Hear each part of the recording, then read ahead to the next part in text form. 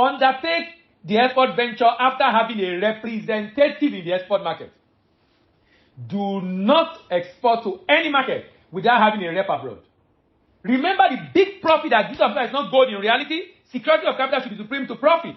You want to ensure your capital is secure. That's why I recommend insurance. Whenever I'm doing exports, I always do insurance. Why? It will cost me a few, maybe sometimes up to 100,000 plus, but it's better for me securing the good in transit.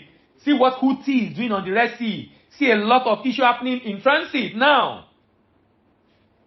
Secure your capital. Do insurance. Take decision based on advice of mentor. Undertake export venture with having a representative abroad. Vivid vision of the future of the business is important. So when you're starting any business, including export, have a vision of what you want to create. Have a vision of what you want to create. Have a vision of what you want to create. What's your core ideology, value, and purpose in taking business decisions? Now, if you want to be successful in export business and business in general, your business will have an ideology. I would recommend you read a book. The book is titled Build to Last by Jim Collins. Build to Last by Jim Collins. Jim Collins emphasized the importance of core values and core ideology. Core ideology, your value and purpose.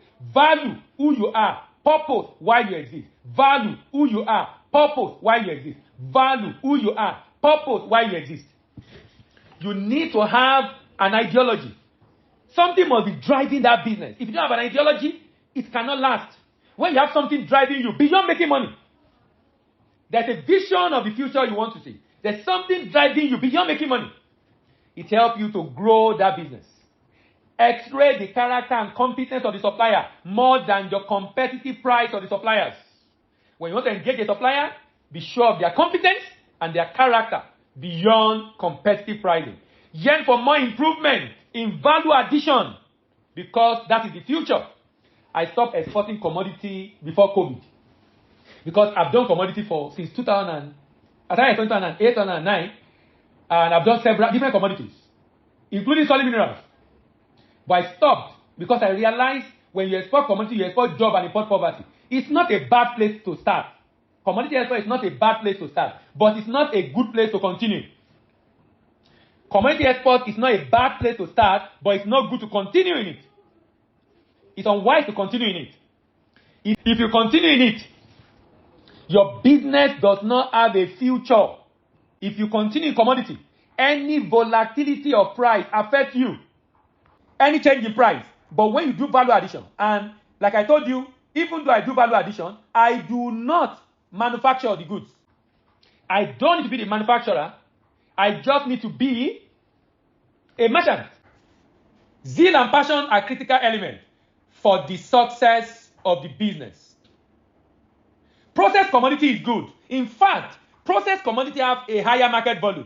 Processed commodity like from shea nut to shea butter, from cocoa to cocoa butter, from lead to lead ingot, from ginger to grind or powder ginger, semi-processed or processed agro product, not in the primary stage, but it's in the secondary stage, not in finish. So it's in between the primary and the finish. That is also in good demand. But primary is not wise. Now, look at the stages involved. The first thing is preparation. The first thing is preparation. And the second is promotion. The first is preparation, and the second is promotion. Now, under preparation, I'll be talking about export readiness. The first thing is promotion and preparation. Immediately you are adequately prepared for export, it becomes a lot easier. Immediately you are adequately prepared for export, it becomes a lot easier to promote. Saying I'm looking for buyer or I'm unable to find buyer is a sign of lack of export readiness. If I am unable to get buyer, it's a sign that there is still an area of export readiness I need to work on, and there's nothing wrong with that. It's just a sign that, okay, I still have something I need to work on. Why? Because immediately I am ready, it becomes a lot easier for me to know exactly what I need to do to be able to find buyers. If I'm unable to find buyers, it's a sign that I need to prepare adequately. It's a sign of incomplete preparation. So because most of the time people talk about getting buyers, and that is fine. But it's also a sign of a deeper problem. And it's important you know that the fact that I don't have buyers, or I'm able to get buyers, means there are areas I'm lacking. And like I said earlier, don't let someone do this for you. This is one of the most important areas for your business. Please, I beg you. Don't go about looking for contract that someone gives you. If he gives you today, if he was unable to give you tomorrow, you are going to start from ground zero.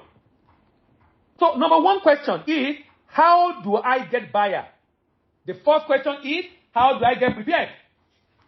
If I am adequately prepared, I will be able to promote and get buyers.